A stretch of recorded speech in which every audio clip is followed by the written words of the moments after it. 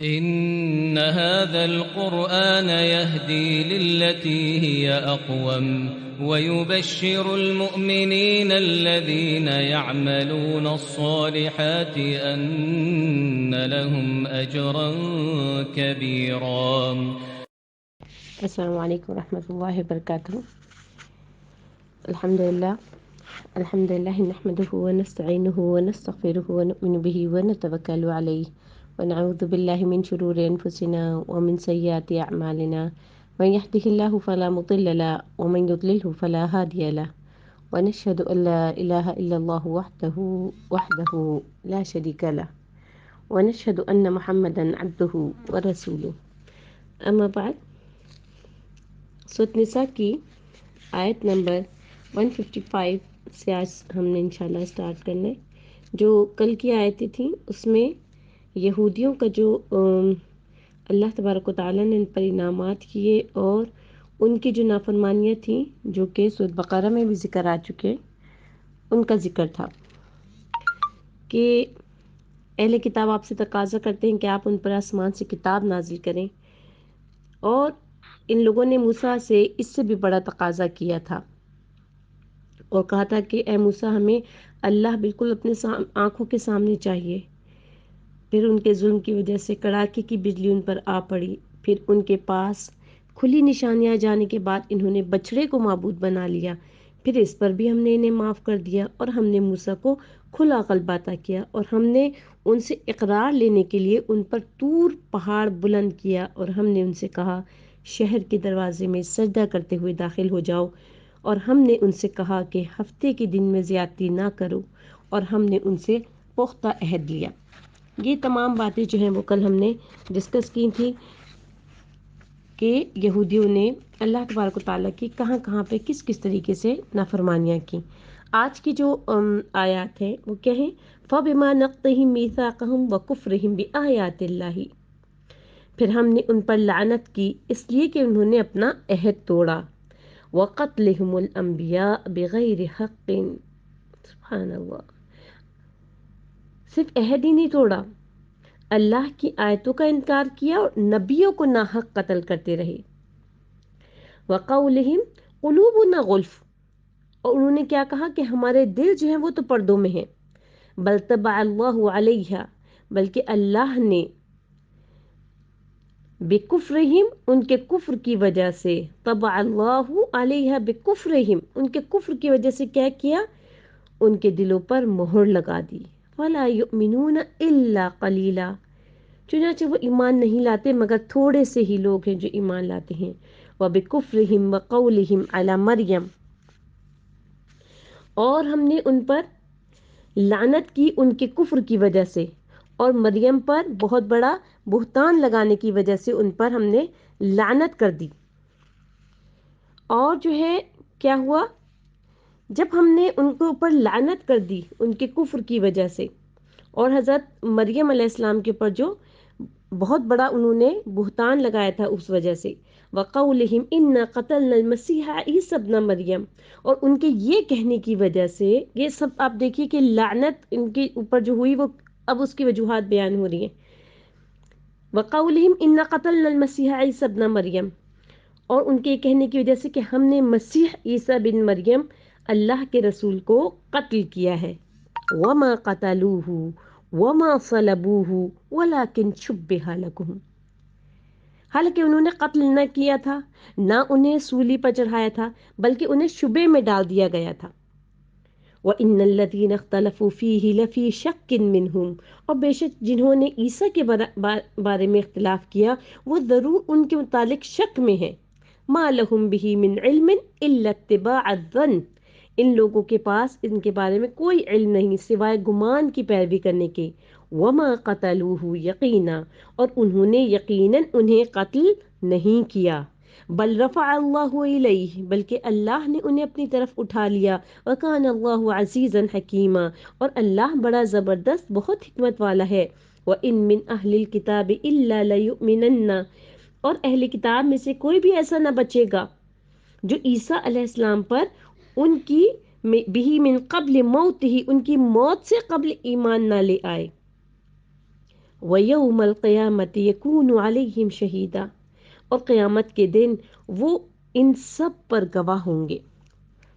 یہ آیتیں جو ہیں وہ حضرت عیسیٰ علیہ السلام کے بارے میں نازل ہوئیں، اور اس میں یہودیوں کے جرائم کا ذکر کیا گیا، یعنی یہ ان گناہوں کا ذکر ہے جن کا یہودیوں نے ارتکاب کیا، اور انہی کی وجہ سے اللہ تعالیٰ نے ان پر لعنت کو واجب قرار دے دیا، یعنی واجب ہے کہ ان کے پر لعنت کی جائے۔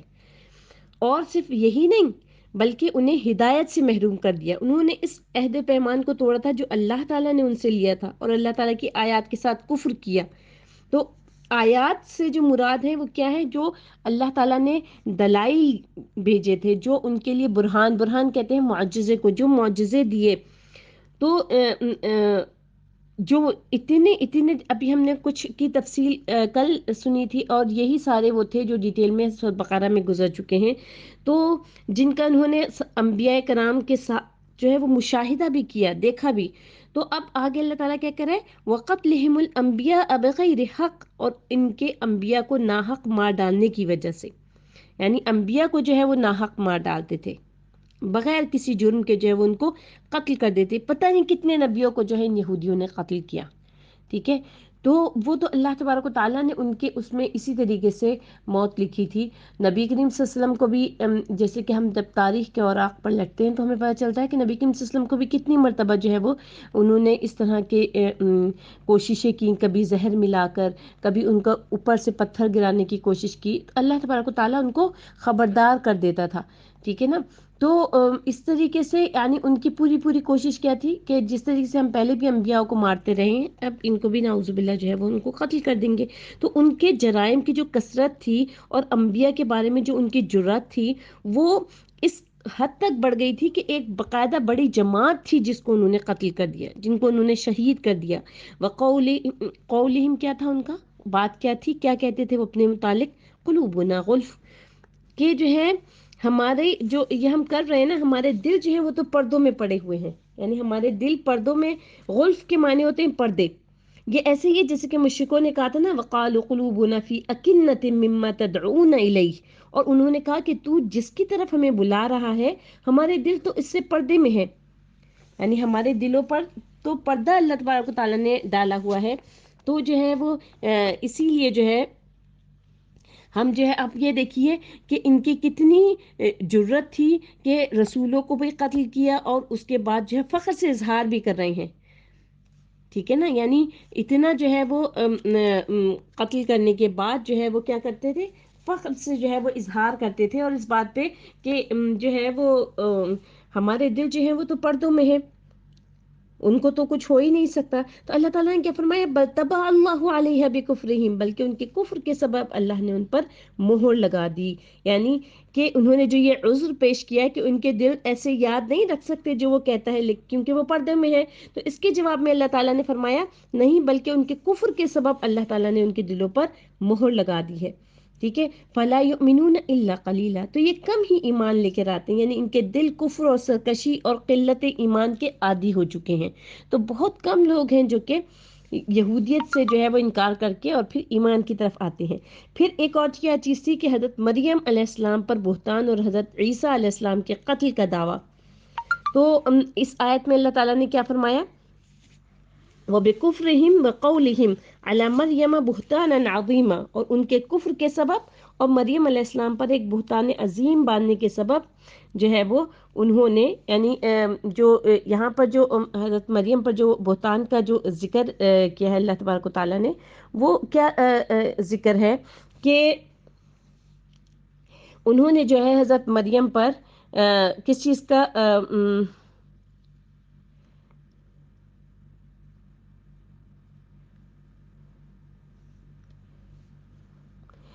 کا انہوں نے جو ہے وہ کیا تھا، الزام لگایا تھا، انہوں نے کیا کہا تھا کہ حضرت مریم نعوذ باللہ جو ہے وہ بدکاری کی انہوں نے حضرت عیسیٰ علیہ السلام کی جو پیدائش تھی، کیونکہ وہ تو بکارہ تھی، بکارہ سے مراد ہوتا ہے کواری تھی، اور پھر جو ہے وہ انہوں نے کیا کیا کہ جو ہے وہ یہ کہا کہ تم جو ہے وہ خود اس سے پوچھ لو جو ہے کہ وہ کیا کس وجہ سے، کس سبب سے جو ہے وہ یہ اس دنیا میں آیا. تو انہوں نے کہا کہ ایک تو تم نے بدکاری کی نعوذ باللہ، اور اس کے بعد جو ہے تم ایک ایسی بے وقوفانہ بات کر رہی ہو کہ جس کا کوئی یعنی سر پیر ہی نہیں ہے.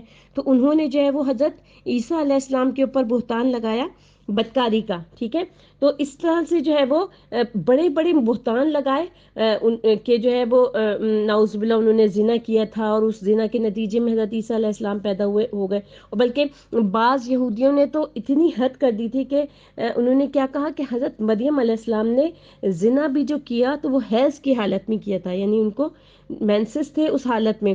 تو اللہ تعالیٰ کہہ رہا ہے یہاں پہ کہ اللہ تعالیٰ نے یہودیوں پر قیامت تک مسلسل لعنت برسائے.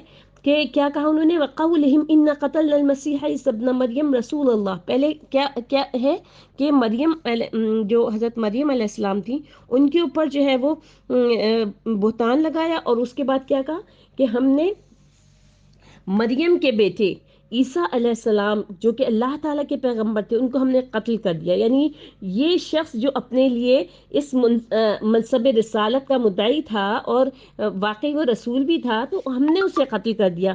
تو یہودی جو ہے وہ حضرت عیسیٰ علیہ السلام کو رسول اللہ جو ہے وہ حقارت سے اور مذاق کے طور پہ کہتے تھے. جیسے کہ مشرکوں نے کہا نا، یا ایھا الذی نزل علیہ الذکر انک لمجنون، اے وہ شخص جس پر قرآن اتارا گیا یقیناً تو کوئی دیوانہ ہے. جیسے مشرک کہتے تھے نبی کریم صلی اللہ علیہ وسلم کو نعوذ باللہ نعوذ باللہ.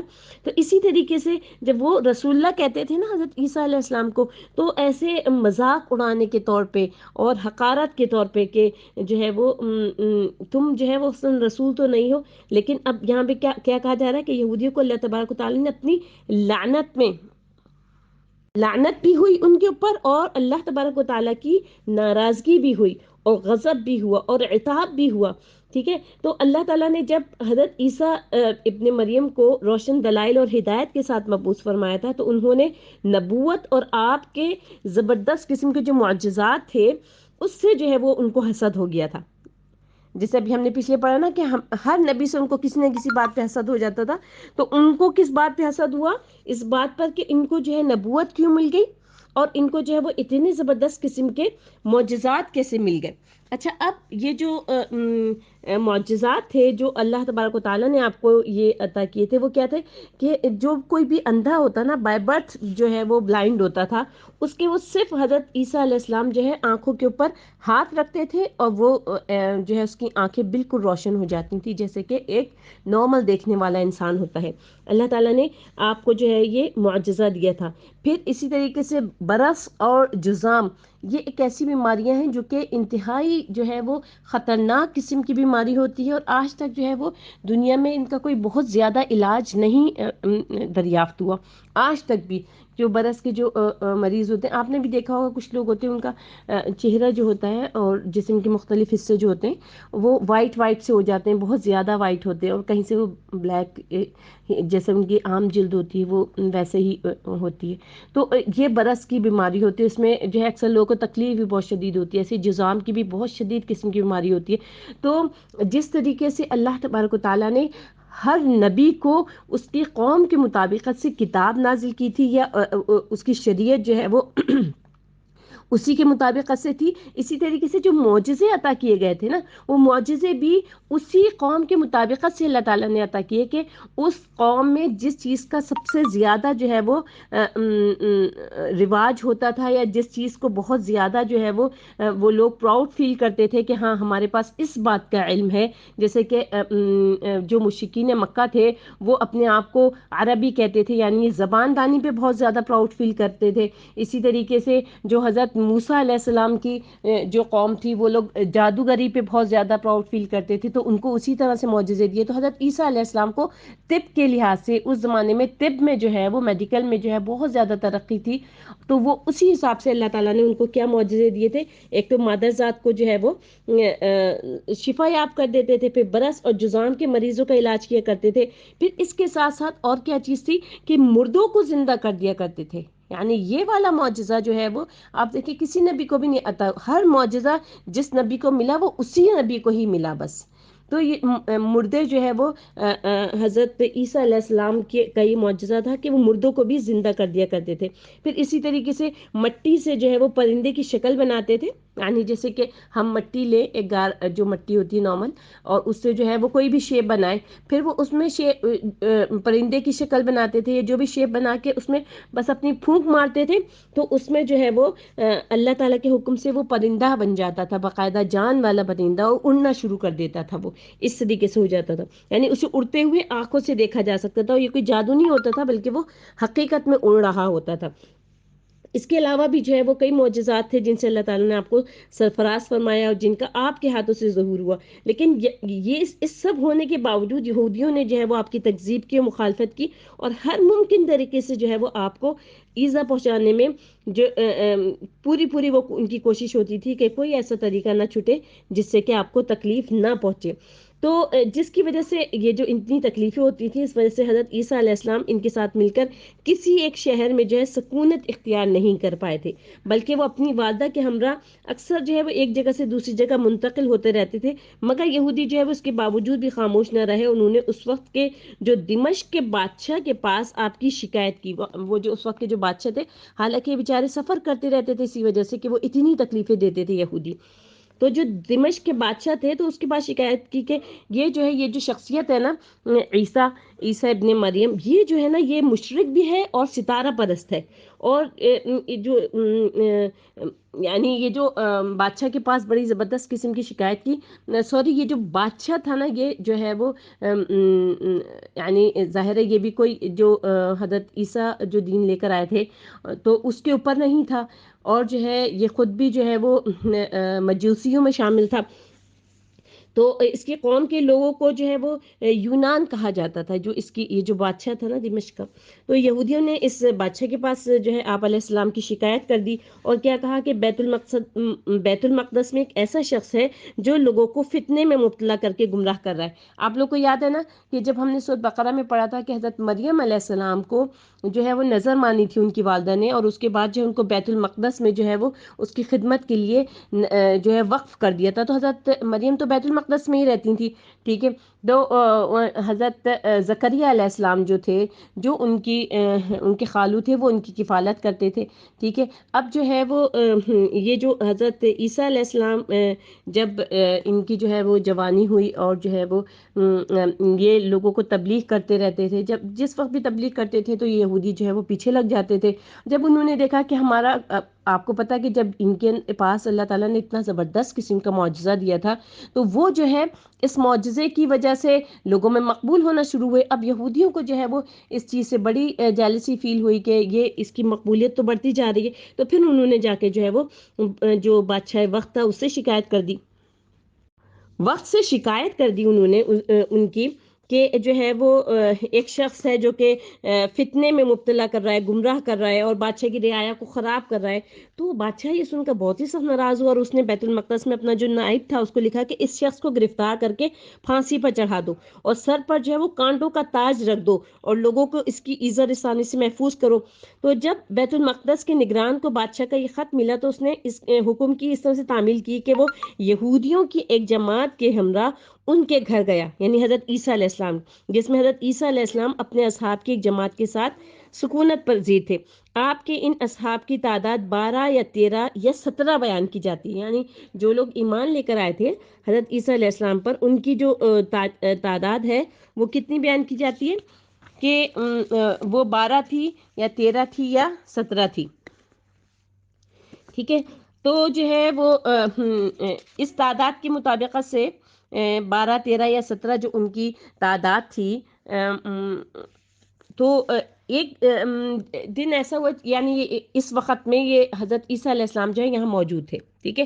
اور یہ دن کون سا تھا؟ جمعے کا دن تھا، عصر کے بعد کا وقت تھا، اور آنے والی رات جو ہے وہ ہفتے کی رات تھی، ظاہر ہے، ٹھیک ہے نا. تو یہودیوں نے اس گھر کا محاصرہ کر لیا. آپ نے جب یہ محسوس کیا کہ یہ لوگ یقیناً اب اس گھر میں داخل ہو جائیں گے، یعنی اندر داخل ہو جائیں گے، یا مجھے باہر نکلنا پڑے گا، تو آپ علیہ السلام نے اپنے اصحاب سے کہا کہ تم میں سے کوئی ہے جس کی مجھ سے مشابہت پیدا کر دی جائے تو وہ جنت میں میرا ساتھی ہوگا.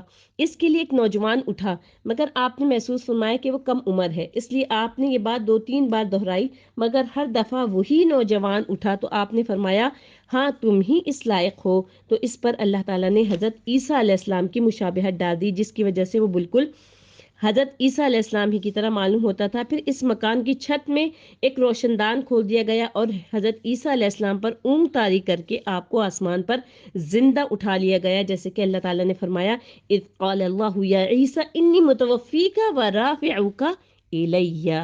جب اللہ تعالیٰ نے فرمایا کہ اے عیسیٰ بے شک میں تجھے پورا لے لوں گا اور اپنی طرف اٹھا لوں گا. اور حضرت عیسیٰ علیہ السلام کو جب آسمانوں پر اٹھا لیا گیا تو آپ کے ساتھی اس مکان سے باہر نکل گئے.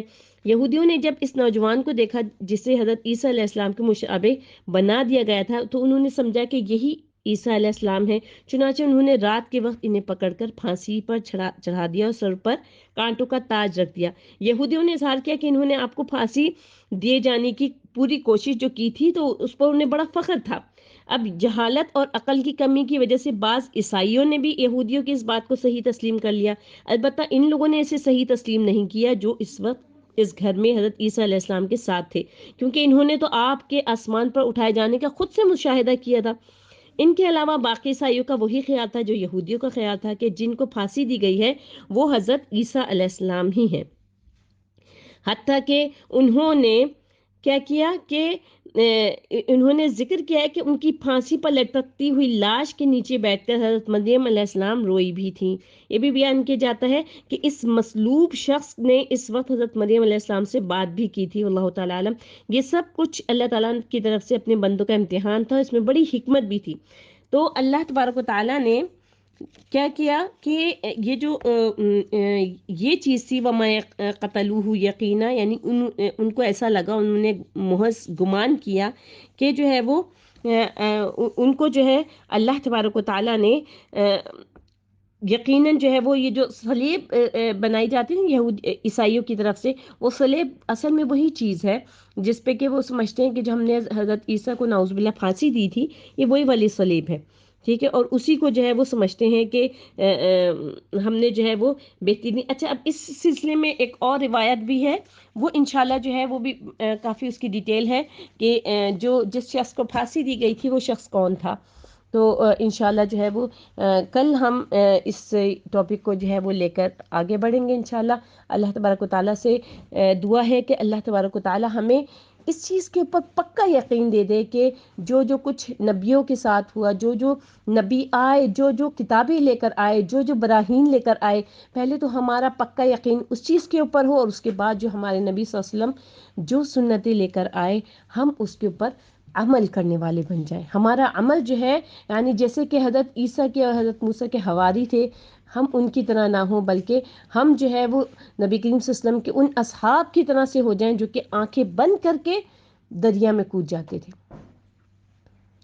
تو ہمارا یقین، ہمارا ایمان اتنا پکا ہو جائے یا رب العالمین کہ ہم آپ کی صلی اللہ علیہ وسلم کی امت ہے تو ہم انہی کی مطابقت سے عمل کریں، اور ہمارے عمل اور ہمارا تبلیغ کرنے کا اسٹائل، ہمارا زندگی گزرنے کا اسٹائل، ہماری ایک ایک چیز جو ہے وہ اللہ تبارک و تعالیٰ نبی کریم صلی اللہ علیہ وسلم کی سنت کے مطابق سے کر دے. سبحان ربک رب العزت عما یصفون وسلام علی المرسلین والحمد للہ رب العالمین. السلام علیکم ورحمۃ اللہ وبرکاتہ.